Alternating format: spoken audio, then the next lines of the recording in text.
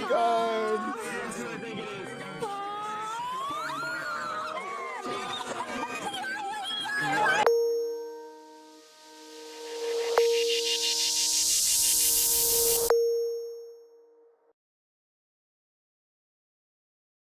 So some of the important topics to discuss for this meeting, we're gonna start off with the official days of the event. So kind of like what made me want to start Sly Fest was obviously my real love for attending real festivals. Like for example, where I live is basically in Florida, Orlando, Florida.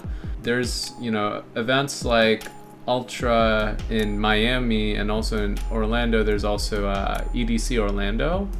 And I always loved going to festivals, hanging out with friends, seeing some of my favorite, you know, artists perform on stage and just have so much of a fun time, right? I felt like that sort of experience has not been really pulled off properly in virtual reality. One last question for you, and I'm you know, it's something that you know, it might be a little early to really be thinking about, but you think there's gonna be another Sly Fest 2021? Huh? Of course. Yeah. I don't see why there wouldn't be. I wouldn't see why there wouldn't be. The event will occur from the 23rd through the 25th of October. So that's literally like the week right before Halloween. It kind of kicked off when I asked Slushy, literally the day after he visited Secret Sky Stadium. I was like, hey Slushy, what do you think about, you know, potentially playing a VR festival?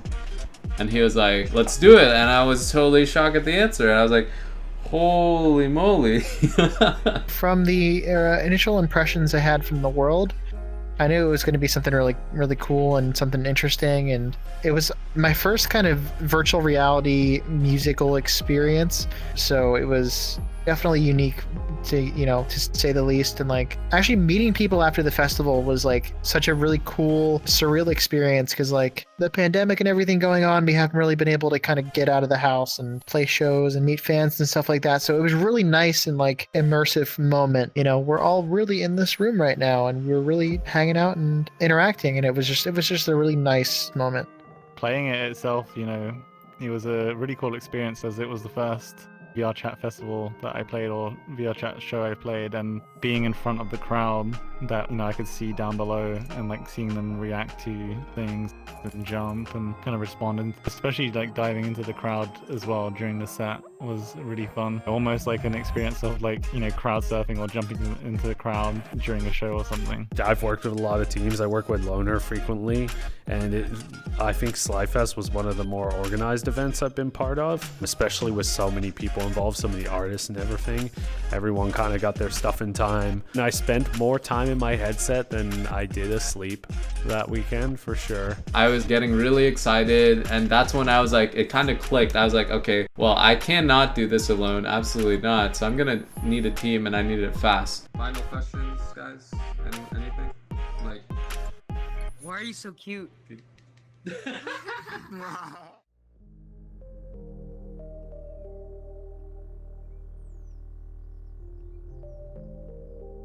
So I saw a Sly post about it on Twitter, and that Twitter post really caught my attention because I thought it was, first of all, a really cool idea, and second of all, something I hadn't really seen done well in VR chat before. And knowing Sly, I've seen his maps before.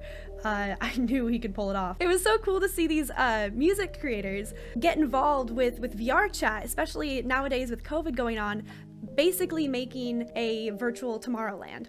And it was so cool to see these big creators and small creators both sharing a stage in virtual reality, and seeing so many people experiencing their music from their own homes. It was so incredible, and so I was not expecting such a huge turnout. It was insane. It was really great right off the bat, just because I was already friends with Sly before the festival came to be what it was. Sly is such a good guy, and he really cares about the VR community, and that's always been really apparent from even before he put this festival together. I loved being able to play a part of things and being able to you know, talk to other streamers and other people who were gonna help promote this event. It was really incredible to just meet so many people who are just genuinely passionate about the VR community. I started contacting more and more artists, And obviously I needed a team for that, so I was like, okay, I not only need my artists to perform, I also needed the staff and also the ambassadors, world builders, asset creators. Where I was on staff, I was hopping instances to like set up the mega props and stuff.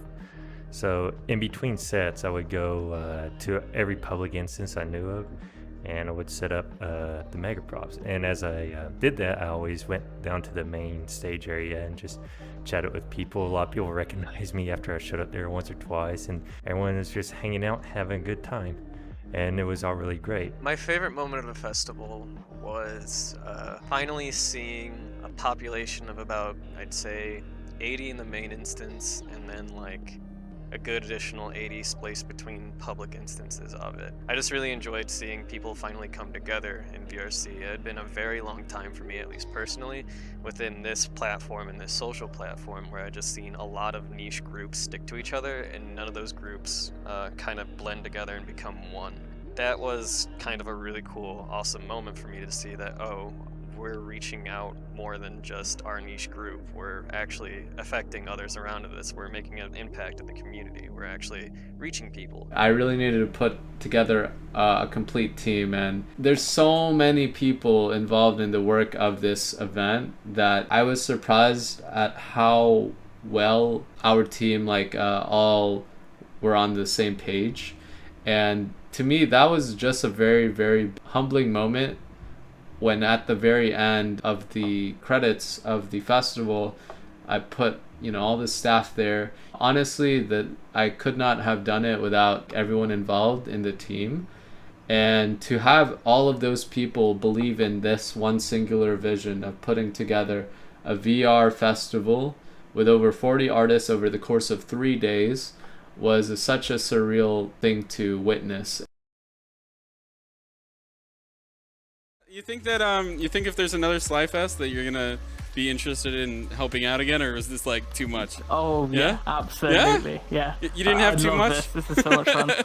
This was like a perfect moment because like Sly is one of the really good friends of mine, and when he come up with this like moment of this festival, I was like full on, just like totally behind it. Yeah. I have a friend named John who goes by Kawaii Club, and he asked if I was interested in doing a VR show, and he told me about Sly and the festival and everything, and I was like, yeah, I've never done a VR show, and like that's how I found out about it. This has been unprecedented. Yeah. I think. This is something that has been so insane when it comes to the planning and then the turnout. I mean, there's so many people in this instance alone. I was going around the public instances earlier, and there's so many people. It's given me a platform that I've never ever had before, along with a lot of the other artists. I was so proud of everyone involved in the production of this. They were all like amazing at what they do, and the type of content that they brought and put on the table to get this event rolling and just up and running was kind of astonishing to me. And honestly, like I alone as just a world creator and with music and audio background, I would never be able to do this alone. When I first heard about the project, it sounded like a huge thing, and it was a very, very huge thing. But I was like secretly super scared that it was all gonna get too big or whatever, and come crashing down. Oh god, this is gonna be terrible and it's gonna be awesome, but it turned out awesome, so it's all good. Honestly, I didn't expect it to explode the way it did. I didn't expect there to be multiple instances and all of them be totally full. I think what did we peak at 400 something people on one of the days, across all the instances, and I wasn't expecting that, honestly. I was expecting there to be a bunch of hardcores. Yeah, it kind of caught me off guard. I was like, this would either be another Firefest flop, or it's gonna be something really cool. When I first started off, I wasn't sure what I'd get myself into, and neither did everyone else. So there were so many factors within this festival that needed to be overlooked. Are artists really gonna stick to their word? Are they gonna actually perform? Will people actually show up? But even without paid advertising and marketing, the event went far beyond what I could even think of. It was really cool to meet everybody because I never really interacted with most people there aside from maybe the guests I brought on. A lot of the people I knew there were names I've heard of. I just never really met, and it was really chill. Everyone just had this chill vibe, and we all had this love for the music going on. We all started meeting and talking. It was awesome, really organized. I think the festival definitely met my expectations. If anything, it even blew them out of the water a bit. It was such a big project that had a lot going into it, so it was definitely hard to sort of gauge what was going to happen. But I think you guys did a really good job at pretty much making sure everything worked out and everything went to the best of its possibilities inside VR chat.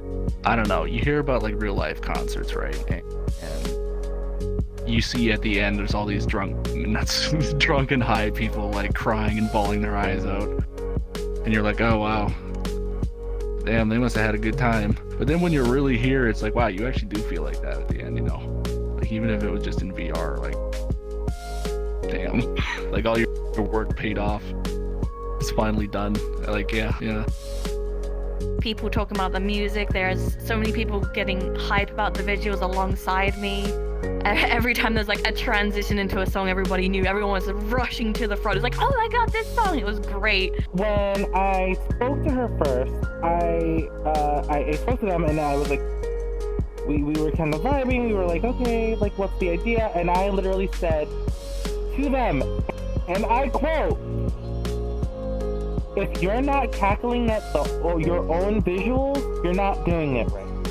During the event, when it was starting to go up and I was seeing the video come up, but in the music and everything, I was just I don't know how to explain it. I was just so excited and everything. I was fangirling myself, I was fangirling creepy, I was fangirling the Sly Fest and everything.